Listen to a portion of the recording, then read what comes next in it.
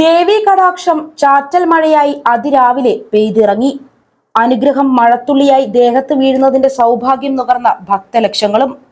സമാനതകളില്ലാത്ത തിരക്കാണ് ആറ്റുകാൽ പൊങ്കാലയ്ക്ക് ഇത്തവണയുള്ളത്.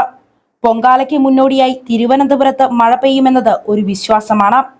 സാധാരണ തലേ ദിവസമാണ് മഴയെത്തുക. ഇത്തവണ അതുണ്ടായില്ല. കടുത്ത ചൂടിൽ വലയുകയായിരുന്നു തിരുവനന്തപുരം.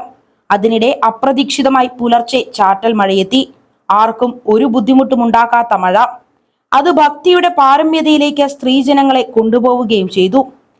ക്ഷേത്ര പരിസരത്തും നഗരത്തിന്റെ വിവിധ ഭാഗങ്ങളിലും ചാറ്റൽ മഴ തുടർന്നു. അടുത്ത 3 മണിക്കൂറിൽ തിരുവനന്തപുരത്തിന്റെ വിവിധ ഭാഗങ്ങളിൽ നേരിയ മഴയ്ക്ക് സാധ്യതയുണ്ട് എന്ന് കേന്ദ്ര കാലാവസ്ഥാ വകുപ്പും അറിയിച്ചു. എന്നാൽ പിന്നീട് ആ മഴ ആരെയും ബുദ്ധിമുട്ടിച്ചില്ല. ചൂടിന് ശമനം വരും വിധം ആകാശം മേഘാവൃതവുമായി. അങ്ങനെ പൊങ്കാല ഇടാൻ എത്തുന്നവർക്ക് പ്രകൃതി തന്നെ വേനലിന്റെ പാര്യമ്മതാകാലത്തും തണലൊരുക്കി. അതിന്റെ അനുഗ്രഹങ്ങളും ആവോളം നുകർന്ന് വിശ്വാസികളും പൊങ്കാല മഹോത്സവത്തിന്റെ ഭാഗമായി. എല്ലാ അർത്ഥത്തിലും തിരുവനന്തപുരം യാഗശാലയായി മാറി. ആറ്റുകാൽ ക്ഷേത്ര പരിസരത്ത് തിങ്ങി നിറഞ്ഞായിരുന്നു പൊങ്കാല കലങ്ങൾ. തിരികെ പോകാനുള്ള സൗകര്യത്തിൽ റെയിൽവേ സ്റ്റേഷനടുത്തും തമ്പാനൂർ ബസ് സ്റ്റാൻഡിലും പൊങ്കാല കലങ്ങൾ നിറഞ്ഞു.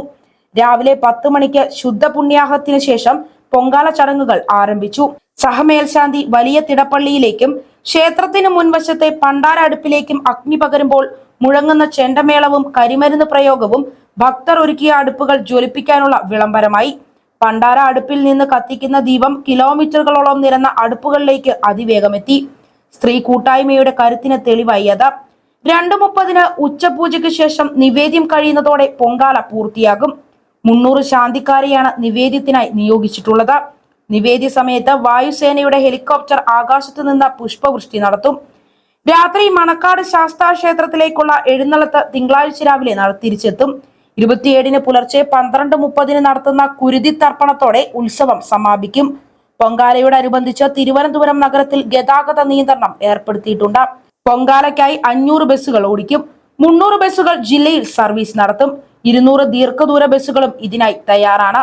2 ദിവസം മുൻപ് തന്നെ തിരുവനന്തപുരത്തെത്തി ആറ്റുകാൽ ക്ഷേത്രത്തോട് ഏറ്റവും അടുത്തുള്ള പ്രദേശങ്ങളിൽ അടുപ്പുകൾ സ്ഥാപിച്ച് കാത്തിരിക്കുന്ന ഭക്തർക്ക് ഇന്ന് ആഗ്രഹ സാഫല്യത്തിന്റെ ദിനമാണ്. ദൂരദിക്കുകളിൽ നിന്നുള്ള ഭക്തർ ഇന്നലെ തന്നെ തലസ്ഥാനത്തെത്തി. പലയിടത്തും ആഴ്ചകൾക്ക് മുൻപ് തന്നെ കല്ലുകൾ നിരത്തി പേരെഴുതിയ ബോർഡ് സ്ഥാപിച്ച് ഇടം പിടിച്ചവരുണ്ട്. വിവിധ സ്ഥലങ്ങളിൽ നിന്ന് ശനിയാഴ്ച പകലും വൈകിട്ടുമായി ജനക്കൂട്ടം തലസ്ഥാനത്തേക്ക് ഒഴുകി. എല്ലാ വഴികളിലും ആറ്റുകാലിലേക്ക് എന്ന സ്ഥിതിയായിരുന്നു. ഞായറാഴ്ച രാവിലെ 10 ശുദ്ധ പുണ്യാഹത്തിന് ശേഷം പൊങ്കാലയുടെ ചടങ്ങുകൾ ആരംഭിച്ചു.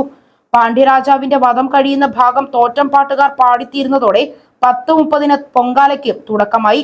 ക്ഷേത്രം തന്ത്രി തെക്കേടത്ത് കുഴിക്കാട്ട് പരമേശ്വരൻ വാസുദേവൻ ഭട്ടതിരിപ്പാട് ശ്രീകോവിലിൽ നിന്നും ദീപം പകർന്ന മേൽശാന്തി ഗോശാല വിഷ്ണു വാസുദേവൻ നമ്പൂതിരിക്ക് കൈമാറി.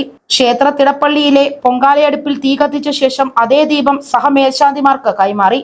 തുടർന്ന് വലിയ തിടപ്പള്ളിയിലേക്കും ക്ഷേത്രത്തിന് മുൻവശം തയ്യാറാക്കിയ പണ്ടാരയടുപ്പിലും തീ പകർന്നു. ഇവിടെ നിന്ന് പകർന്നു കിട്ടുന്ന ദീപമാണ് ക്ഷേത്രത്തിന് 10 കിലോമീറ്റർ ചുറ്റളവിൽ ഭക്തർ ഒരുക്കുന്ന പൊങ്കാലയടുപ്പുകളെ ജ്വലിപ്പിക്കുന്നത്.